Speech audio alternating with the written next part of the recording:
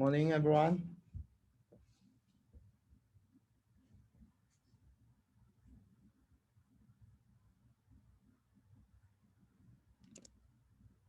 Okay.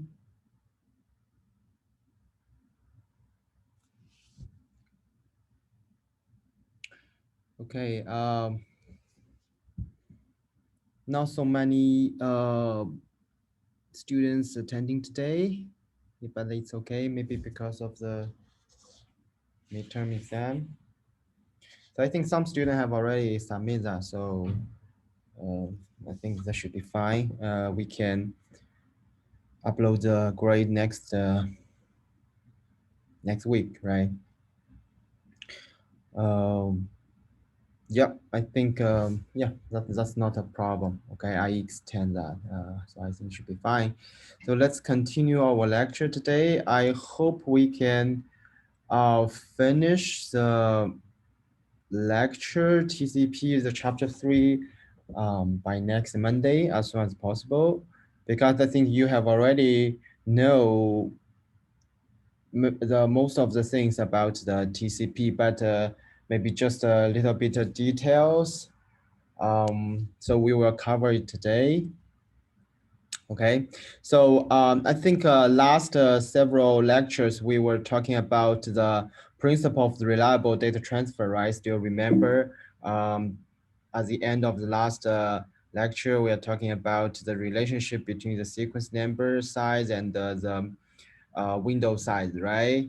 Um, okay, but this is just more general about the reliable data transfer protocol, right? It's not exactly the TCP. So today we will quickly go through the TCP. You will see some connection or some relationship between the TCP and general RDT protocols. Okay, so let's quickly go through that. So TCP is a quick overview here. It's a point-to-point, one sender, one receiver.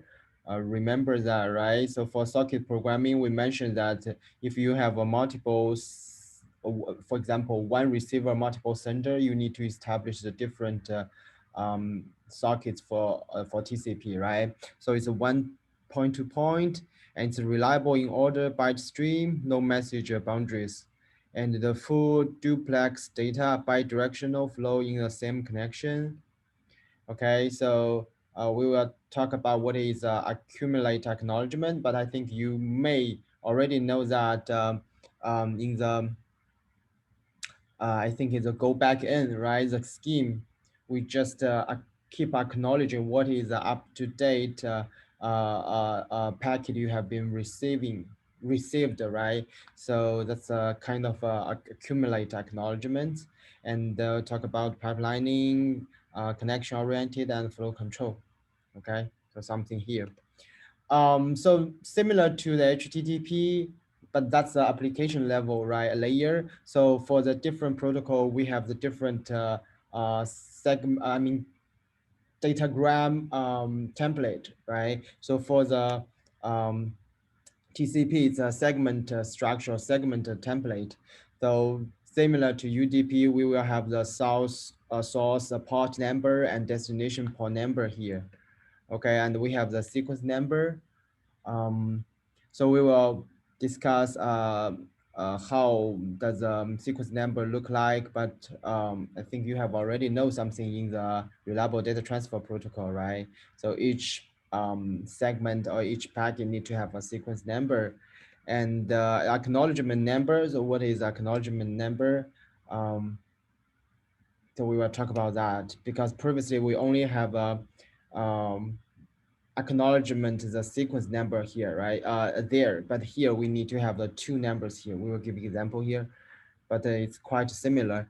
And then we'll have the application data in the TCP protocol. We'll have the checksum. It's exactly the same as the UDP. This is the TCP options, and we will have length of the whole TCP segments, and we will have the connection management. So this is one important part of the TCP. It has a connection management. It's not like just like a two-way handshaking, right? It will be a three-way handshaking, but we will talk about that later. So it's a connection management here, and also is receive window for the flow control. A general idea is that we receiver will indicate how many bytes it is willing to accept. Okay. The reason is simple. Yeah, just because it doesn't want to overwhelm or just overflow the receiver, right? So here we can do some control flow. Yeah, flow control, right? Control flow control here. Okay. So a congestion notification. So it's kind of a complicated for the whole structure, but not every detail we need to remember here. But you just kind of know that, right? So for the TCP segment structure, what kind of thing could be included in the template or in the structure, right? But we will quickly go through that in the lecture, right? So we will talk about what is the acknowledgement number, what is the segment number, sequence number, right? The source port number, destination port number, you have already know that. And the receive window for the flow control, we will cover that. And for the connection management, we will mention that why is a three-way handshaking instead of a two-way handshaking. And I think that's most of the content we will cover. Okay. So let's first see what is a sequence number, TCP sequence number, and acknowledgement number here. So for sequence number, it's a byte stream number of the first byte in the segment state. Data, sorry, data. Okay. And we'll give you an example, but generally speaking, it is the first, it is a byte number of the, it is the number of the first byte in the segment data. Okay, for example, I have a lot of bytes in the segments data, right? So from the sender side, I need to let the receiver know which is the first byte I'm sending, right? The general idea is I'm telling the receiver that what is the first byte in the segment data I'm sending. Okay, I'm sending you something, but I indicate the first bytes number. Okay, and for the acknowledgement number is the sequence number of the next byte receiver is expecting to receive. Okay, so it's a kind of complicated, but I mean it's okay, right? Maybe confusing, but I will show you example will help you to quickly understand here. So for sequence number, I just quite try to repeat that again. It's a byte stream number of the first byte in the segments data. I'm sending you some data. I'm indicating to you that on the first byte of the segment, right? And the acknowledgement is that I'm expecting to receive something from you of that segment. Okay, so let's quickly see an example here. Will help you to understand here. So first, I send the sequence number 42, acknowledgement number 79 with a data character of C, right? What does this mean? This means that I'm sending a packet to you. This packet could include some byte stream, right? But the first byte C here, the sequence number is the first byte number of the C, right? So I previously I sent something previously, right? For example, 41, 38, whatever. So now in this packet, I'm sending you a C, right? Just a one byte, just a one character. It could be, I think it's a 1 byte, right? 1 byte. So this 1 byte's number is the 42. And what does 79 in the acknowledgement number means?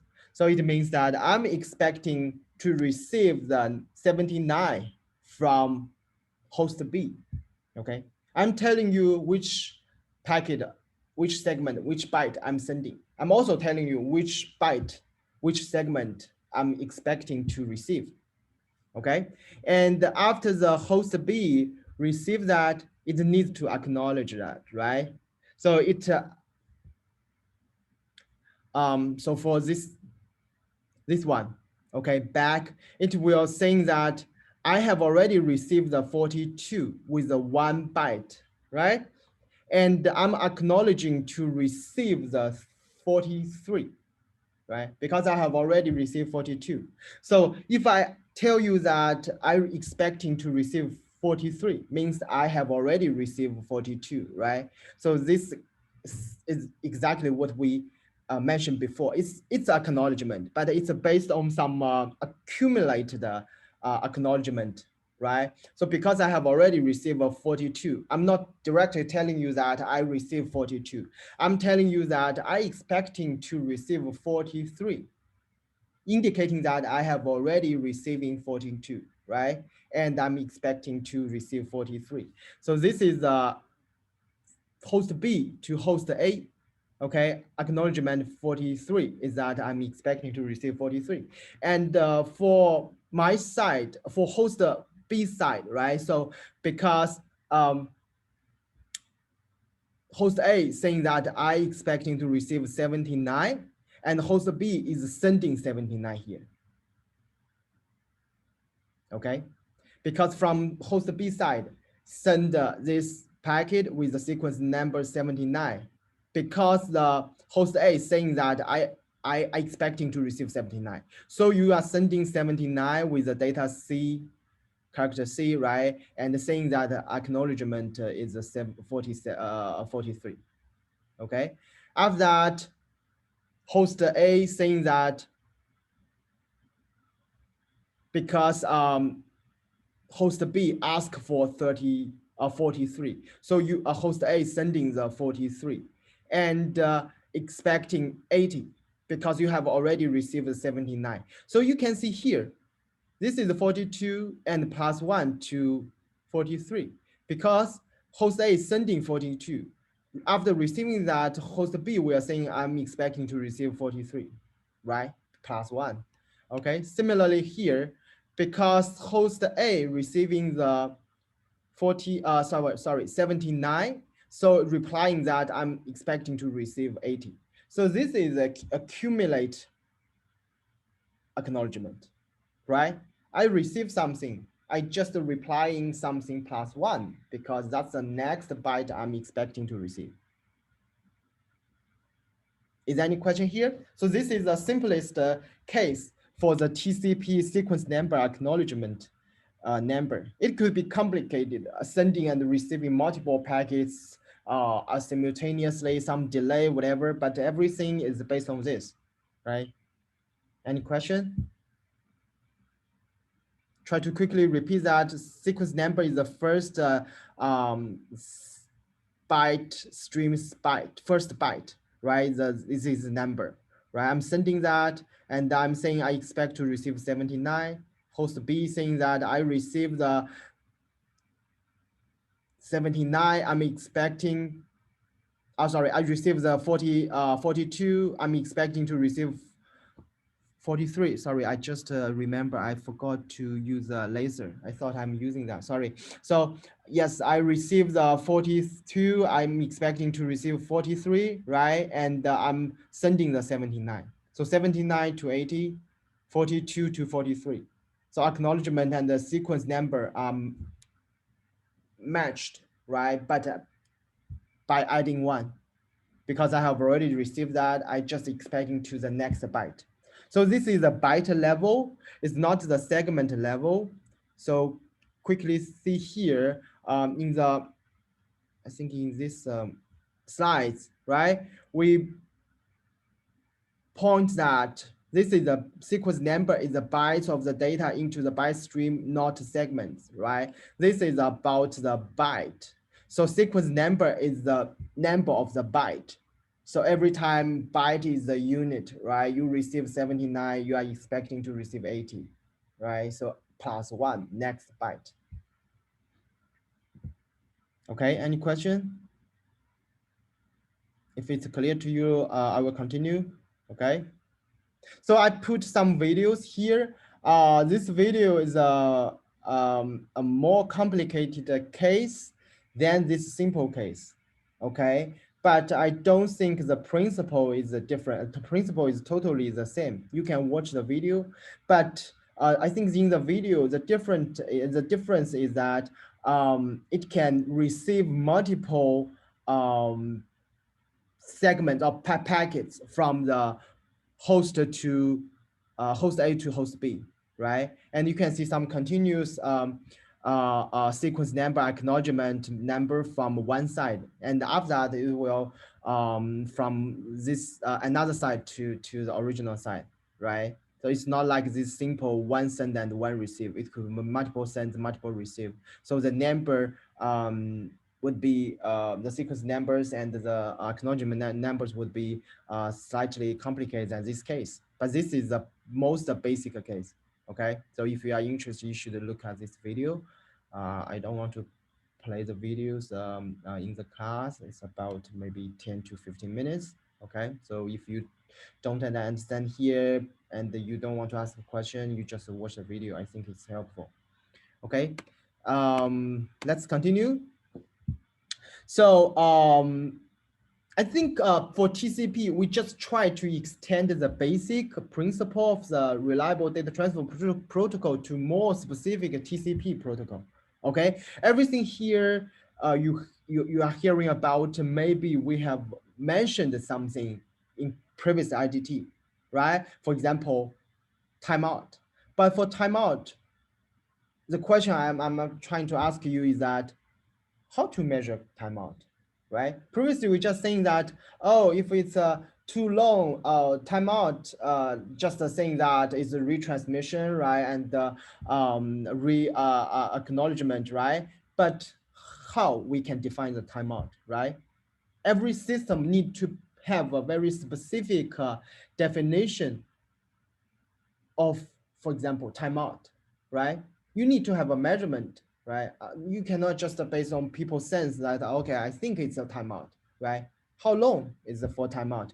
So here is a problem, a question we want to ask, and problem we want to solve. How can we define a good, accurate timeout interval, right? If we define that too small, the problem is that it's still on the way, but you think it's a timeout, then you just retransmit. So it's a waste a lot of your time to retransmit.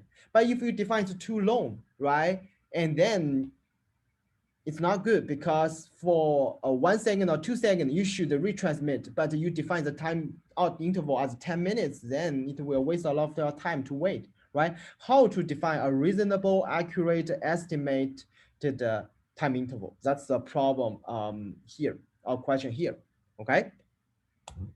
So how can we, okay, so here, generally speaking, we can use the RTT time, right? But the RTT is varying, right? Varies, right? How can we estimate RTT time accurately, right? That's our question. We can use the last measured time, RTT time.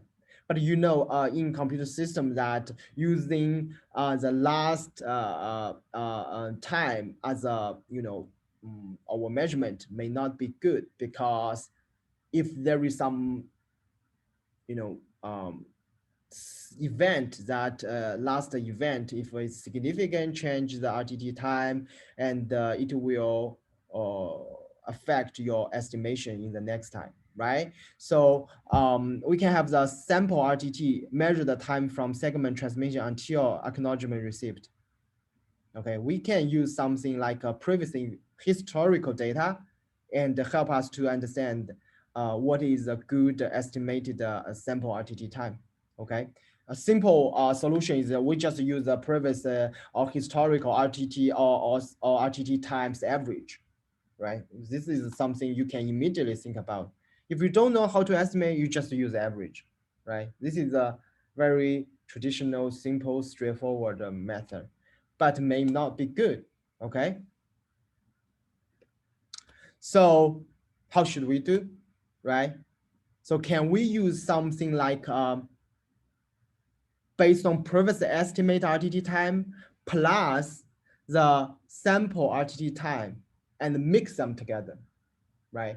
You still consider the sample RTT or the last several RTT times and your previous estimated RTT. It's like a correction, right? You have some estimation and you get some new data, historical data. You're just trying to use the historical data to make a correction or make an improvement, right?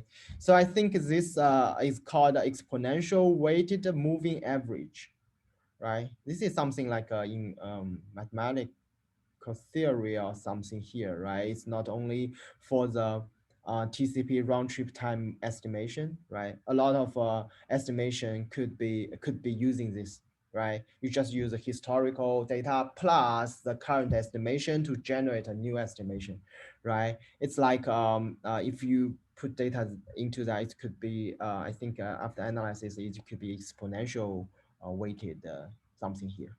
Okay, so and you can use a different weight for alpha. Okay, but here I think typical value is based on the empirical study. Okay, um, I think many people are doing research when they propose this solution, so they should try different alpha with different system, with different internet, with different connection, right? So they think the alpha value could be good here. And if we look at the figure here, you can see here we are estimate. We should try to make sure that the estimate RTT will not significant drop or significant increase, right? Even if you encounter some sample RTT time or previous RTT time is very dramatically changed, right? You still need to maintain the estimate RTT time good.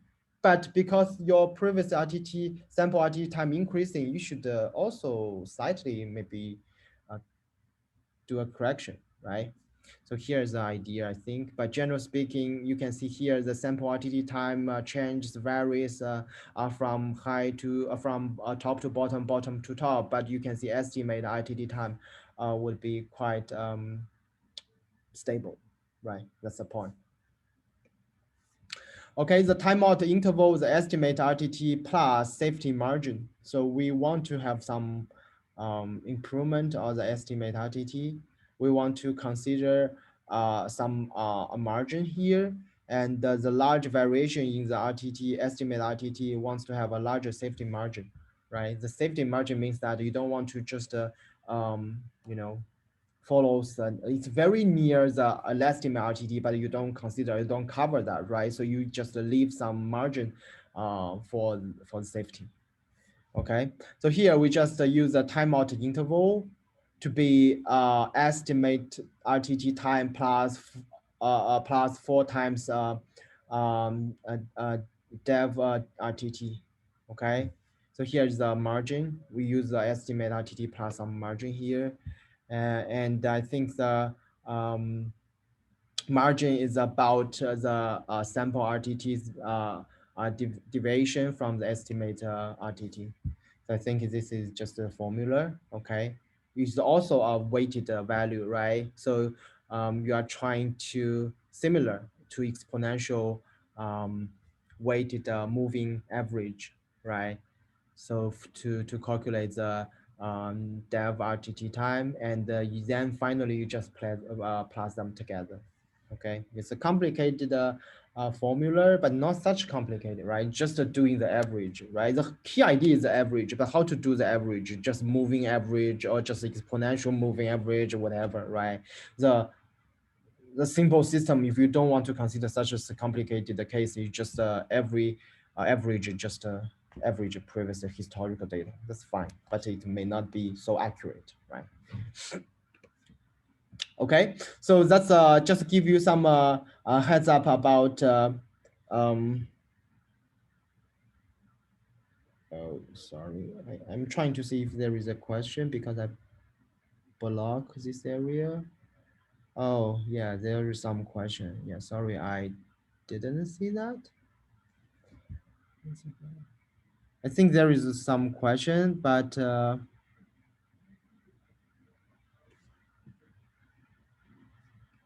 I'm trying to see that because this icon. Just blocking that. So let's try to answer one by one because I'm not sure if you understand that or not. The first question is, so it's a sequence number equals to 42. What host received in last packet from host B? Okay, so you are talking about before this step, right?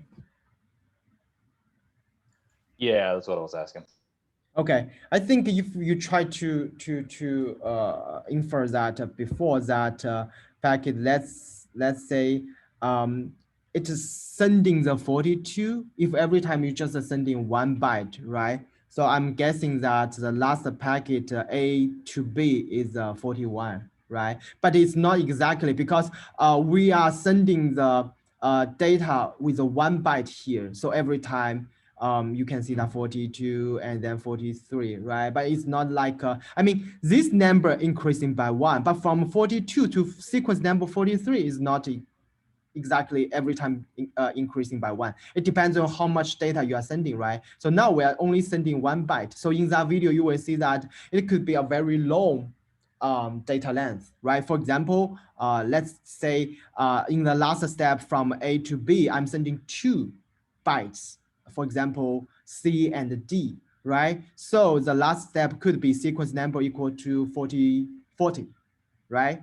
And the acknowledgement something, and the data is C and B or C and D something. Okay, so you can see from this sequence number 42 to this sequence number 43, it's based on how much data, how many data bytes you are sending. Okay, so you're saying the sequence is like where we add with the number of bytes that we sent from the beginning, kind of thing.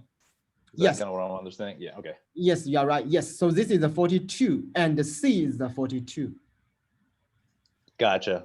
Okay, good. And this is a, I think it's not this C and this C are same. It's kind of confusing for the side. It should be this is a C, this could be another thing, right? And this could be another thing, right? This could be C, D, E, F. Every time you are sending the different byte streams, and this byte stream C is a 42, this, for example, D is a 79, and then you send in some E is a 43, right? It's kind of this thing. Yeah, I think they would have been better illustrated with different letter, maybe. Yeah, different letters. I don't know why the original size is written like this way, but yeah, you should check. Okay, and any other question? What if we get 4 RTT that are exactly same in a row? So I think as you are, okay, another question I would say, how are the initial values for sequence?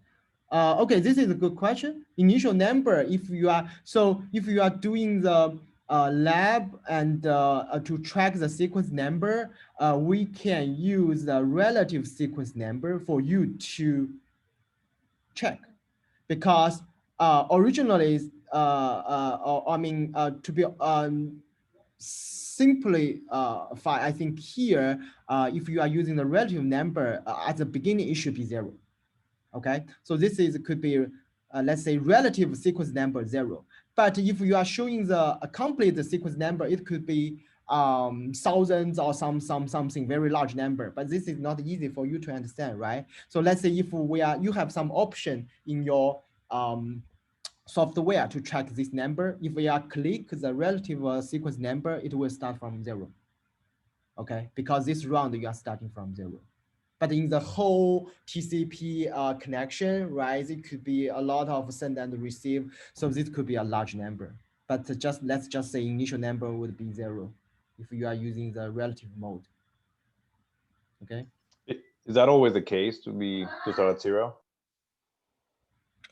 I think after starting TCP connection, it would be starting from 0, because before that there is no sequence number sending, right? So the first sequence number should be 0, okay? Or I mean, when you check that, it should be 0 because it's a relative from the initial bytes, right? The first byte is 0. Yeah, that's the Yeah, I number. was just wondering if it may be like kind of like a randomly generated one at the beginning and then offset from there, so that way you can be like maybe fingerprinted or something like that.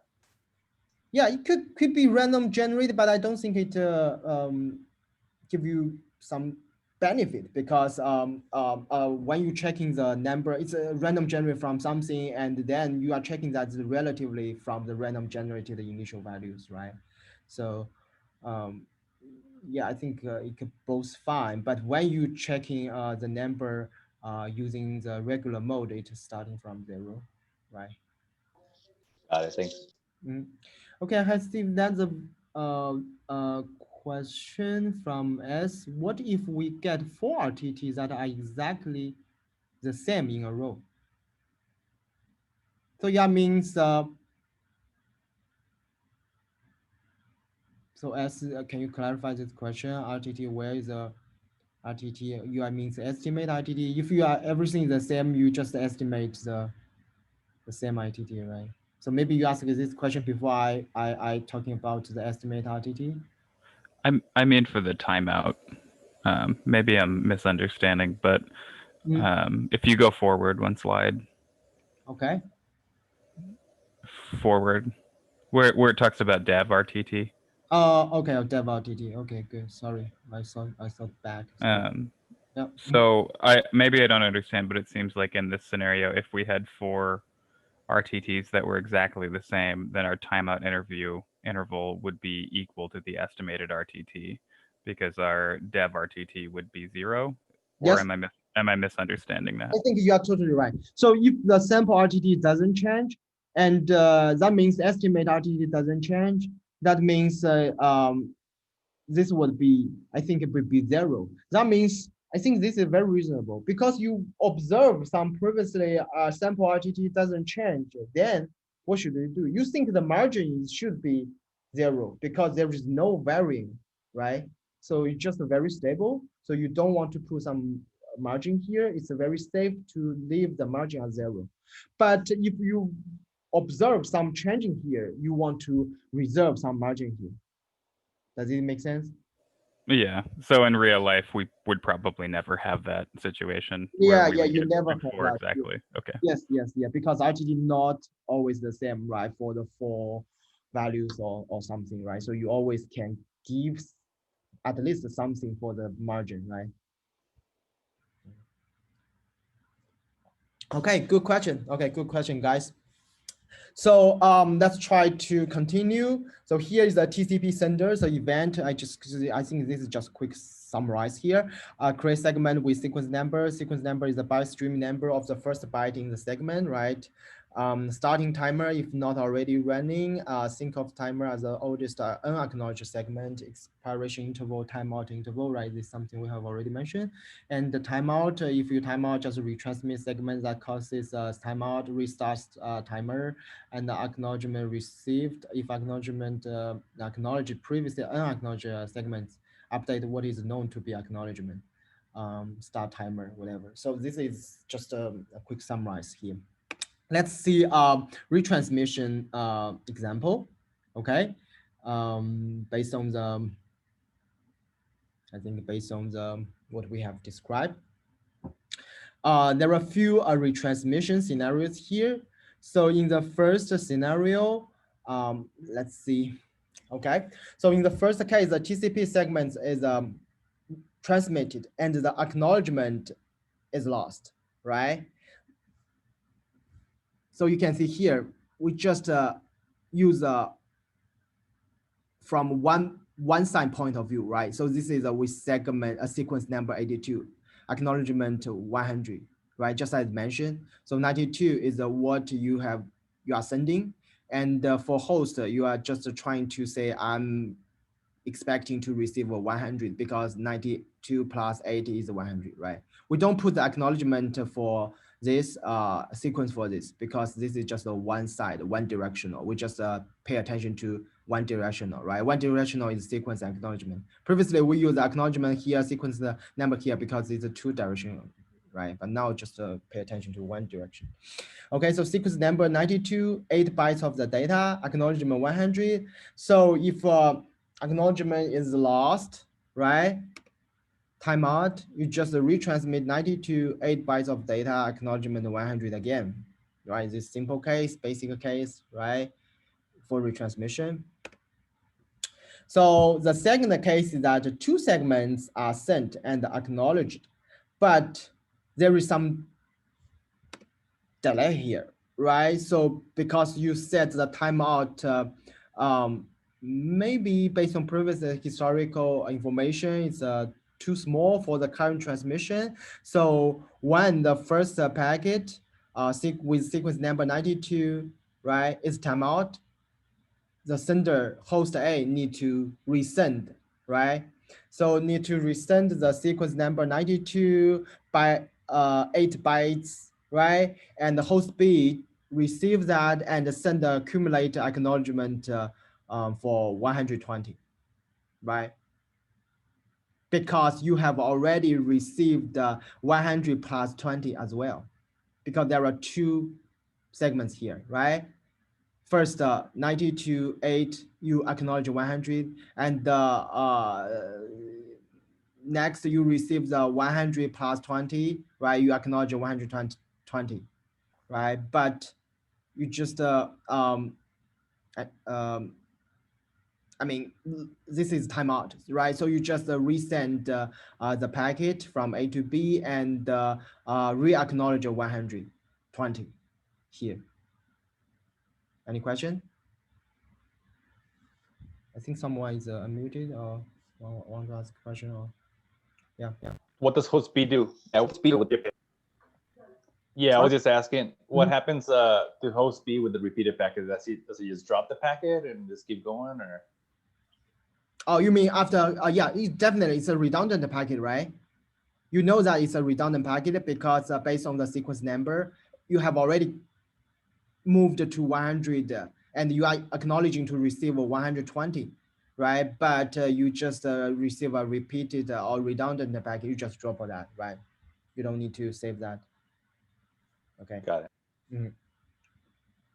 So last case is a interesting case. I think someone asked, sorry, I don't remember the name, but I think someone asked this question in the last lecture, and here we want to confirm that, right? So similarly, I remember someone asked this question. Two packets have been sent from A to B, right? You have acknowledged 100, you have acknowledged 120, but the first packet's acknowledgement just lost, right? And the 120 acknowledgement of 120 is not lost. It's been received by the host A, okay? What will happen?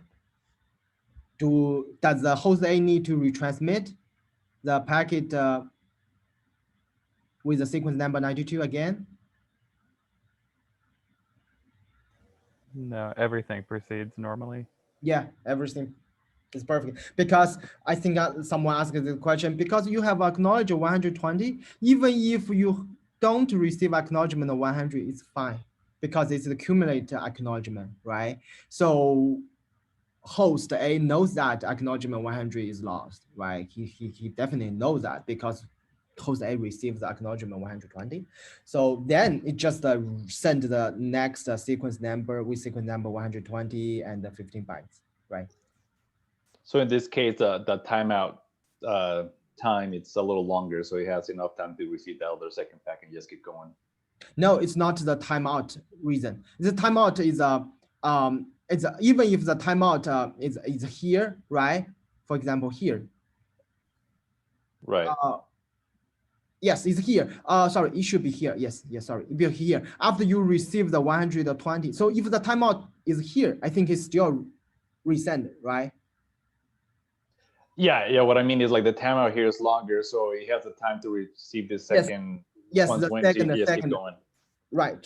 So I Yeah. look at my laser here. Yes, if it's here, it's still retransmit. But if it's here, longer, right? After you receive the second acknowledgement, then you shouldn't receive retransmit. Right. Yeah.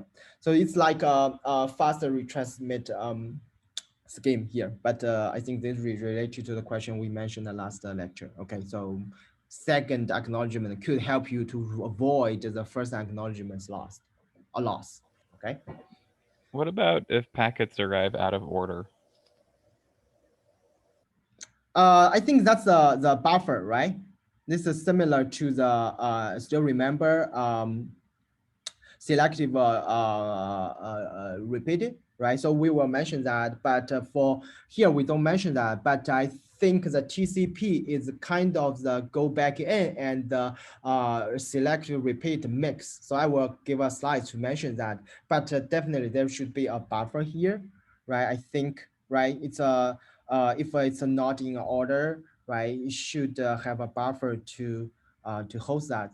That's why I mentioned previously we have the flow control, right? It has a buffer. Application level grabs the data from the buffer, okay? And if the buffer is consuming too slow, the TCP protocol needs to let the sender know that please do not send me data so fast. So it's based on the buffer. I will mention that, but a good question. Yes, not in order, but must be in order. So buffer is make a function. Okay, making a function. So here I think last example here, the TCP fast retransmit. So in this example, similar, right? So for sequence, the second segment, if it's lost, and the third one, fourth one, fifth one will still acknowledge the up-to-date bytes you have been received, right? So take a look at this example. 5 segments are transmitted, right? The second segment is lost. And when the third segment arrives at the receiver, the TCP receiver sends another acknowledgement 100 send another acknowledgement 100 since the second segment has not received. And similarly, fourth and fifth segments arrived, right? So what does the sender see? The sender just received the first acknowledgement 100 as had been hoping for, but then the 3 additional duplicated acknowledgement 100s arrived, okay? And the sender knows that something wrong with the segment, second segment, right? And okay, so it first arrives segment missing the letter string arrives. So once that generate the 3 duplicate acknowledgements, we receive the correctly but not in order. That is there was a missing segment at the receiver side when each of the 3 duplicate acknowledgements were generated. So how should we do? So with the faster transmission, okay, we don't need to resend or retransmit the 3, 4, 5, right? So you don't need to retransmit this 3, 4, 5, right? Oh, sorry, this is the first 3, 4, 5, this one, right? So you know that the sender knows that only the second one has not been received. Okay, so you only resend the sequence number of 120 bytes. And as a S, just ask this question, right? You receive a 1, 3, 4, 5, missing 2. After you receive 2, 2 is not in order. So there must be a buffer to host 1, 3, 4, 5, and then 2 is coming. You just add 2 into the buffer and to make in order, right? So this is a faster retransmission. We don't need to resend. You still remember for the grid backend, that scheme, if you don't receive this one, right, we need to retransmit 2, 3, 4, 5. Remember a window again, but this is not the thing. So for the TCP, it knows that we received the 3, 4, 5, right, fifth, but also knows that the second one is missing. So it only resends the second one and using the buffer to make order. So this is the thing I want to mention here. So comparison between the grid backend and the selective repeat. Okay, the 2 schemes, still remember? Try to quick recall that for the go back in. That means based on the word, it's meaning that if you're missing something there, right, you need to retransmit the whole window of next, after the missing packet, right? You still remember, right? The selective repeat is just individually tracking individual acknowledgement, right? So here, let's do a comparison. So the TCP is similar to GBN, right? Both protocol have a limit on the number of the unacknowledged packets that the sender can send into the network. But the difference thing is that the GBN requires to retransmit every acknowledgement packet when packets are lost, just as I mentioned, right? So if the second one is missing, you need to resend the second, third, fourth, fifth, right? But TCP only retransmits the oldest unacknowledged one. In that case, is the second packet, right? Four, three, four, five, fifth acknowledged. Okay. Also, what's the difference between and a similarity between TCP and the selective repeat, right? That's the game. So the similarity is that when packets are lost due to congestion, the protocol do not require the sender to transmit every unacknowledged packet, right? So this is something the GPN doesn't do, but this is something the SR does, right? So just resend the oldest acknowledgement packet. So what's the difference between the TCP and SR? So SR requires the individual acknowledgement of each packet that was sent by the receiver, but TCP sends an acknowledgement for the next packet that is expecting, like a GBN. It's a accumulate, right? Remember, it's accumulate. It's not the individual acknowledgement. It's just what is so far you have been received, right? Previously acknowledgement together, sorry, accumulate together, right? And the buffers the ones that has been received, even if they are out of order. This is like SR.